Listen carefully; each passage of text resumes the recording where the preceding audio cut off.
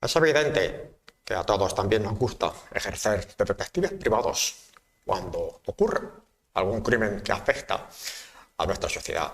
Siempre nos ha gustado jugar a averiguar qué es lo que ha pasado tras un crimen pasional, emocional o incluso desde una venganza. En el lejano 1980, aquel 1 de agosto precisamente, era una época de cambios en España, una época que todavía estábamos asimilando la transición. Ocurrió un crimen que conmovió a la sociedad. Es un crimen conocido como el crimen de los marqueses de Urquijo. Un crimen que ha salido supuestamente casi perfecto. Se culpó a una persona. Surgieron las conspiraciones, surgieron opiniones diversas, pero solamente, por lo visto, lo pagó una persona. En este caso, Inma, bienvenido de nuevo a esta casa, a Misterio de Casa. Encantada de venir ya a mi casa, porque ya me lo tomo como mi casa. Muchas gracias. ¿Qué nos vas a contar sobre el caso Urquijo? Fue un caso que realmente conmovió un poquito en ese momento a la sociedad, pero primero vamos a ir por orden. ¿Qué pasó realmente ese día? Bueno, a ver, aquí tenemos primero un caso de dinero, poder, amor, pasión. Tenemos hasta mayordomo y todo, aquí hay de todo. Es un caso, pues, que lo que dices tú, en los años 80, una recién estrenada democracia, que yo creo que es el caso que más tinta gastó en la historia crónica negra de España, lógicamente.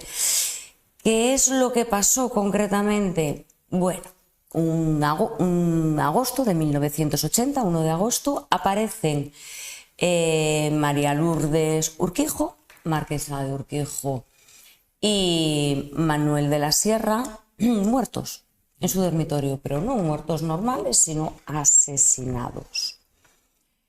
Ahí empieza como una especie de romería.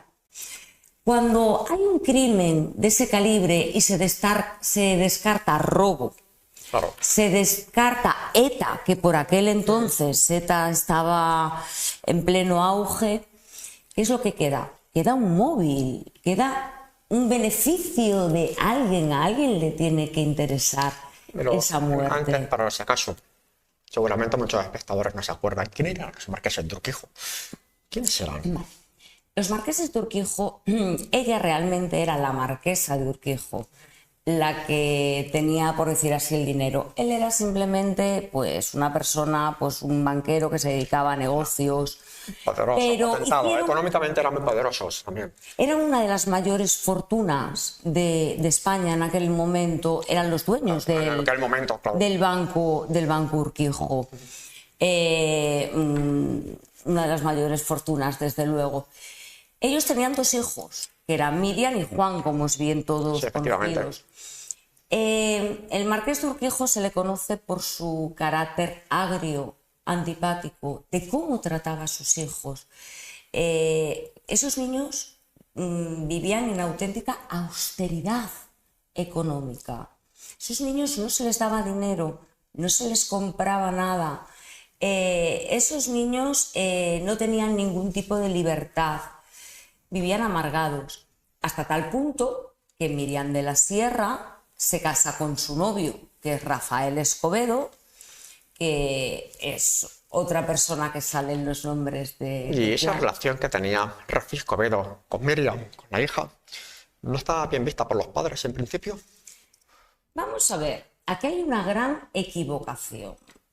Como fortuna estaban los marqueses de Urquijo. Pero Rafa Escobedo era amante de la movida madrileña, de la noche, estudiante de segundo de Derecho.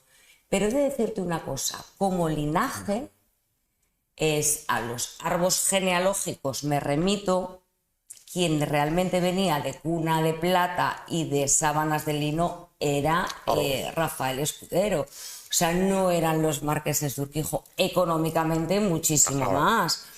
Pero eso de que dicen de que él era un muerto de hambre, mentira, era un niño pijo de la calle Serrano de toda la vida, de familia, familia, familia, familia, de la YESE, digámoslo así, de Madrid. Y luego ya, bueno, evidentemente tras esa trama que hubo entre dudas, quizás venganzas, conspiraciones familiares, entre ellos surge un crimen. Aquel día, mientras estaban durmiendo en matrimonio, reciben un tiro en la cabeza, en la nuca concretamente, ¿no? ¿Fue Rafi Escobedo?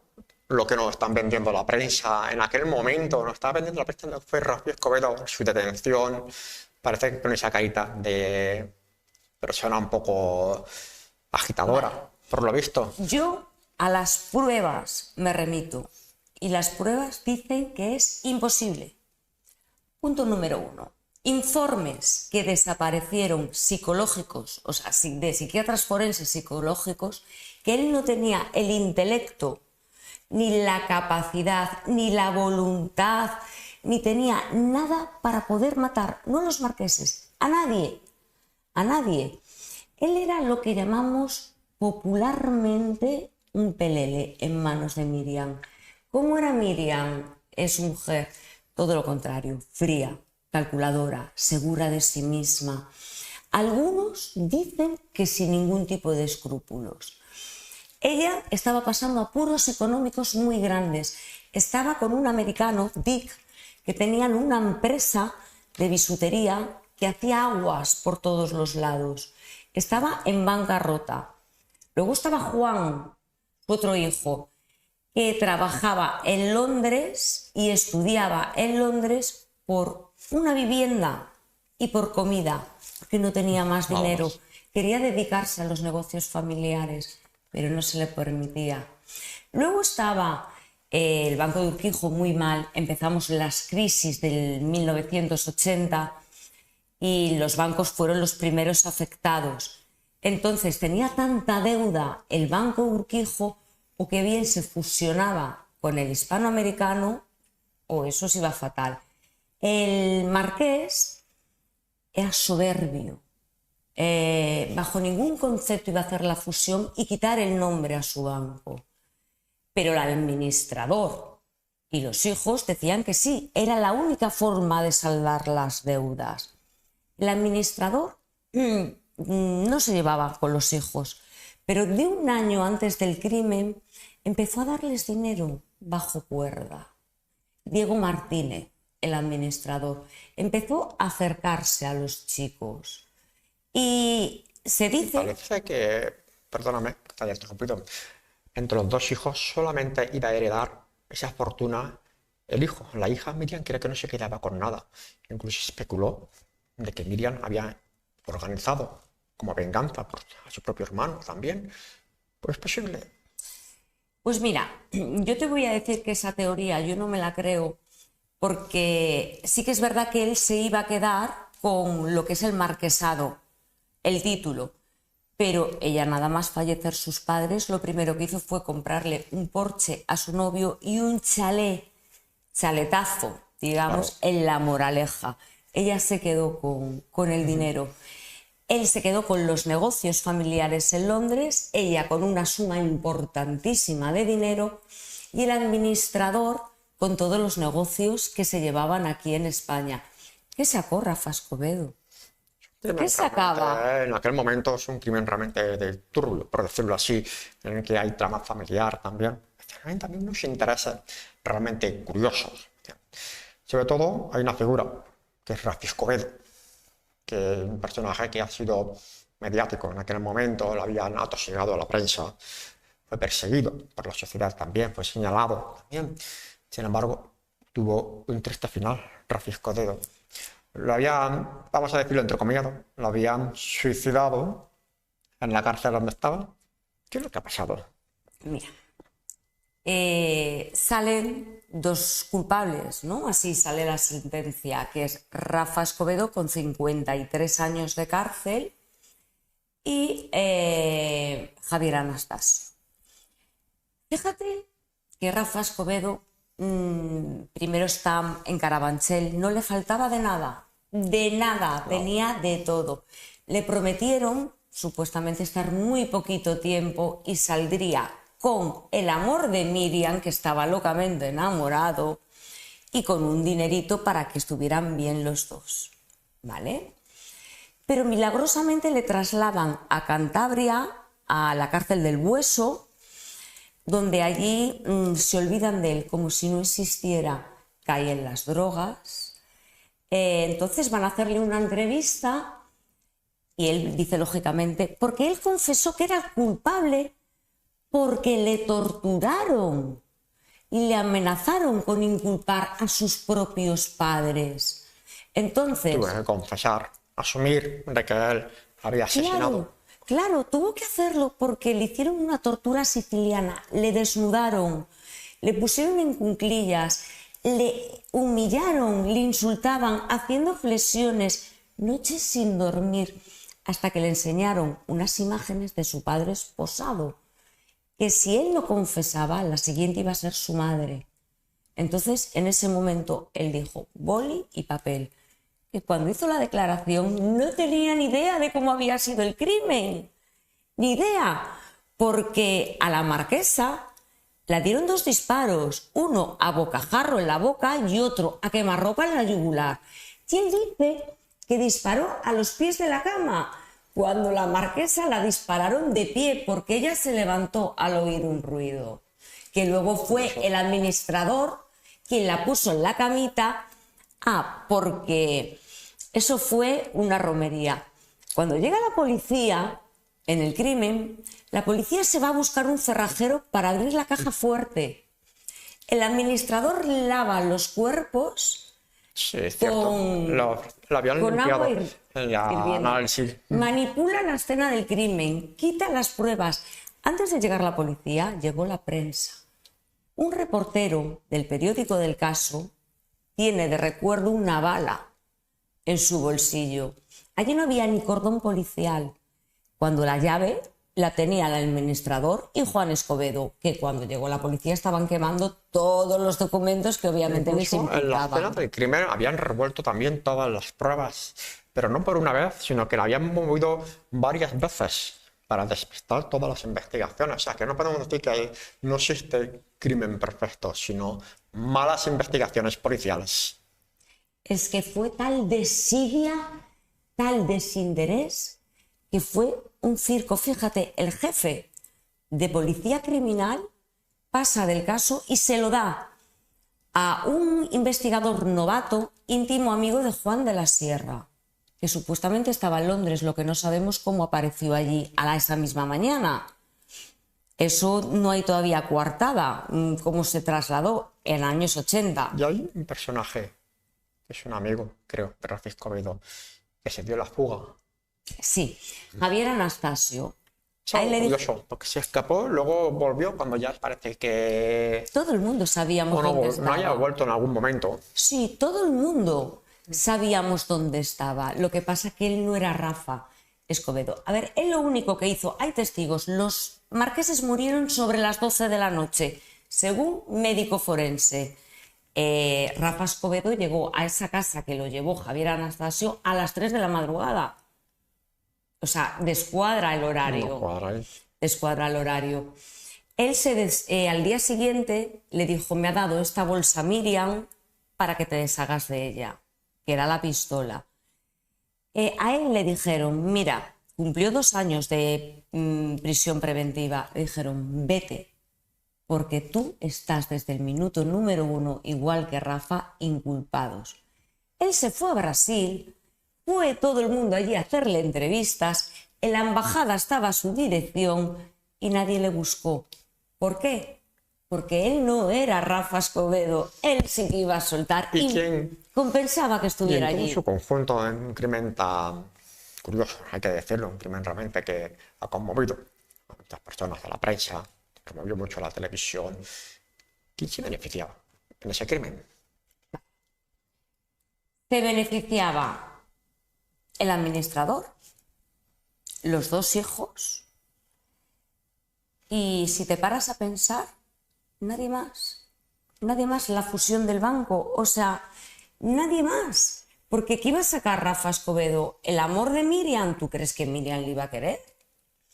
¿Un poquito de dinero? Porque no le iban a dar la fortuna. Es que no hay más beneficiarios, no los hay. Es más, te voy a decir una cosa.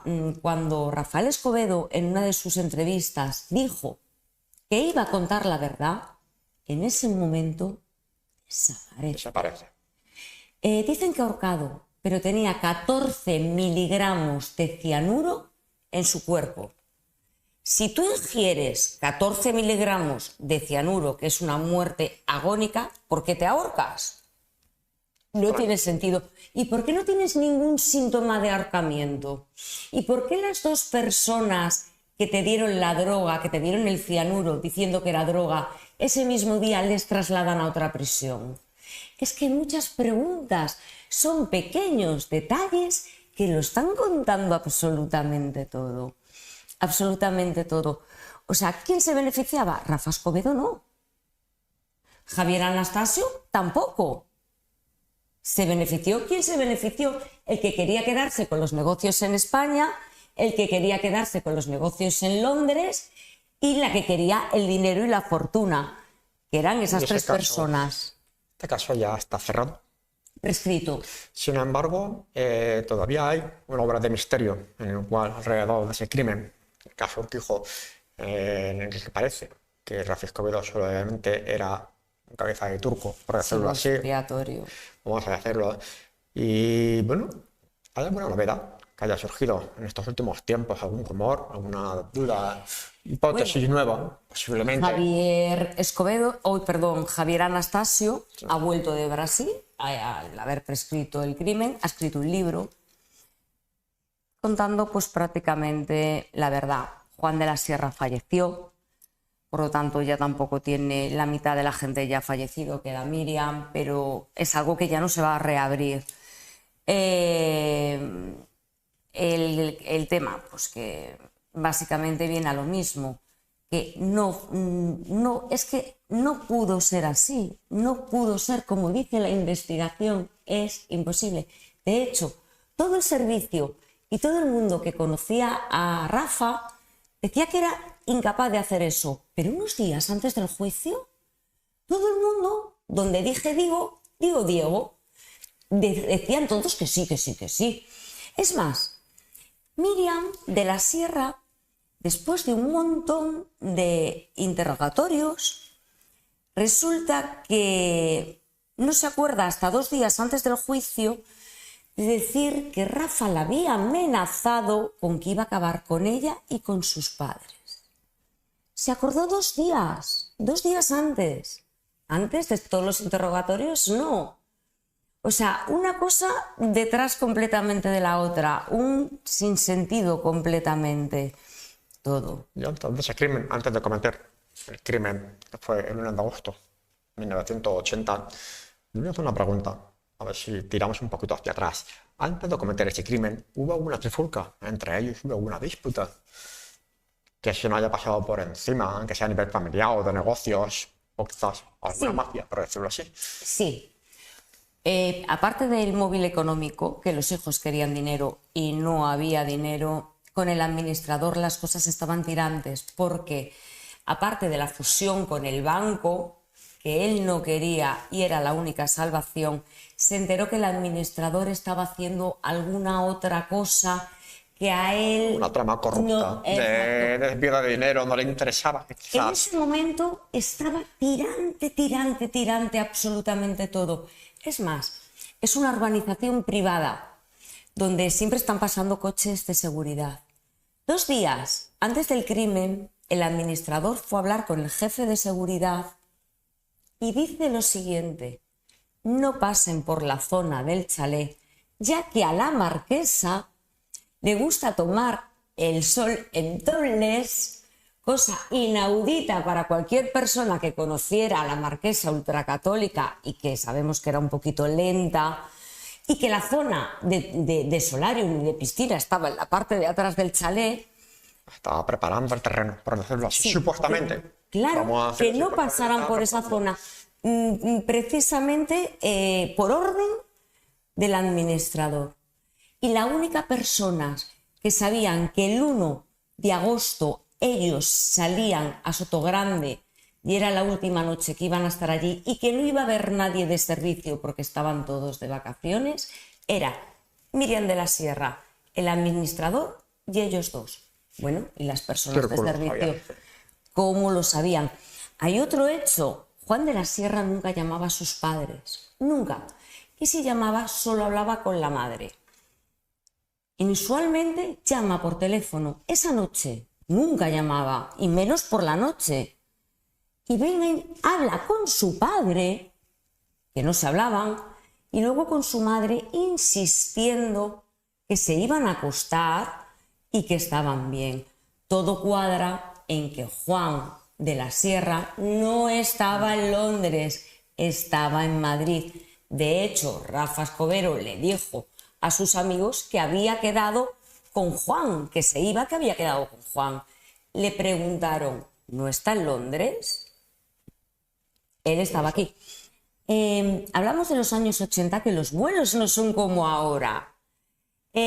¿Cómo a las 10:30 de la noche estás en Londres y a las 9 de la mañana estás en Madrid desde Londres sin que nadie te hubiera avisado? Él dijo que le avisó la secretaria del padre, cosa que negó la secretaria, pero luego dijo que sí. El administrador nadie le avisó y apareció de riguroso luto. Y llegaron antes que la policía. Y la prensa llegó antes que la policía. ¿Quién llamó a la prensa? ¿Cómo entra la prensa en una urbanización privada? Porque cámaras de televisión y tanta gente llama la atención. ¿Quién les dio permiso para entrar? Quizás había muchísimos intereses para, digamos, desviar la atención, para señalar otro tipo de culpable, ocultar pruebas. Sería eso el objetivo. Claro, claro, antes de que viniera la policía, que luego se fueron toda la policía, a buscar un cerrajero sin ningún tipo de custodia de esos cuerpos, sin acordonar. Se quedó la prensa, la familia y el servicio solos con los dos cadáveres. Hicieron y deshicieron lo que quisieron. Ya te digo que hay un reportero vivo hoy en día del caso que tiene una de las balas que se encontraron. Como pueden ver, la década de los 80 aquí en España era una época, digamos, bastante turbulenta. Hay muchos sucesos que han ocurrido aquí en España, entre ellos el caso Urquijo, el crimen de los Urquijo. ¿Qué conclusiones puedes sacar tú de este caso? Como resumen generalizado. Generalizado, bien. Se quitaron un estorbo, un problema.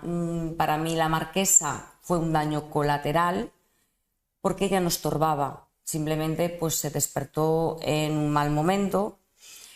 Él era un hombre calculador, frío, un hombre más bien despreciable, lo que era el marqués. Se lo quitaron de encima. El móvil, la conclusión, dinero, quien les beneficiara, y un tonto enamorado, débil, sin ningún tipo de espíritu, sin ningún tipo de personalidad. Hicieron y deshicieron con él lo que quisieron. Y eso fue lo que realmente, según las pruebas de la investigación que desaparecieron, es lo que la conclusión que se saca. Se salieron con la suya, fusionaron los bancos, uno se quedó con unos negocios, otro con los otros y la otra con dinero. Caso resuelto. Ya con la fusión de los bancos. La fusión con el hispanoamericano. Se cerró prácticamente todos los problemas de la familia Urquijo, por decirlo así, desaparecieron de la noche a la mañana, de un plumazo, por decirlo. Algo curioso. Ahí podemos ver una trama también financiera, ver también trama sentimental, hemos visto también de intereses familiares, de herencias. Crimen. Una conspiración, diría yo. Una conspiración muy potente. Muy potente. Muy fuerte. Pero nadie tuvo eso en cuenta en el juicio. No pasa nada, eso nadie lo tuvo en cuenta. Solamente tenía en cuenta que desde el minuto número 1 iba a ser culpable Rafi Escobedo y Javier Anastasio. Desde el minuto número 1 lo sabían. Es increíble, o sea, ya tenían preparado también. Lo tenían todo preparado. Vamos a elegir a esta persona como máximo responsable de un crimen. Realmente. Era el único que iba a decir que sí, porque no tenía carácter. Era un pelele, como te digo, que popularmente se dice, en manos de Miriam y de Juan, porque era íntimo amigo de Juan. El problema es que lamentablemente Rafael Escobedo lo ha pagado con su vida, por decirlo así. Porque es más, estaban tan sujetos esa familia que nada más morir los marqueses, Juan de la Sierra, cuando venía a Madrid, en su casa de Somosaguas, era orgía tras orgía, droga tras droga. Bueno, hay dolor ninguno. Es más, cuando a Miriam de la Sierra le avisan de que sus padres han aparecido asesinados, dice, sí, voy a hacer un par de recados y ahora me paso. Como el que dice, te estamos esperando para tomar café. O sea, a mí me dicen que mis padres han aparecido muertos y no me digo que me voy a hacer un par de recados. Acudo inmediatamente. Ahí no hubo pena ninguna. Bien, nos hemos visto con nuestra colaboradora, Historias de Casa, Margüellas. Gracias por traernos un caso, por recordarlo, que es lo que pasó aquel verano de 1980, que también hubo otros casos posteriormente, que también hablaremos de ellos alguna vez. Fue el crimen de los Galindar, también. Otros crímenes muy similares también, que también hay una trama realmente curiosa. Algún día hablaremos de ellos. Así como hemos visto, también el mundo de la criminología forma parte de nuestro guión de Misterios de Casa. Como hemos visto también, nos gusta ser nuestros propios detectives para poder sacar nuestras propias conclusiones, nuestras propias hipótesis, comparar lo que cuenta la prensa, los testimonios y nuestras observaciones también. Así que nosotros, desde Misterios de Casa, les esperamos en nuestro próximo programa. Hasta la próxima.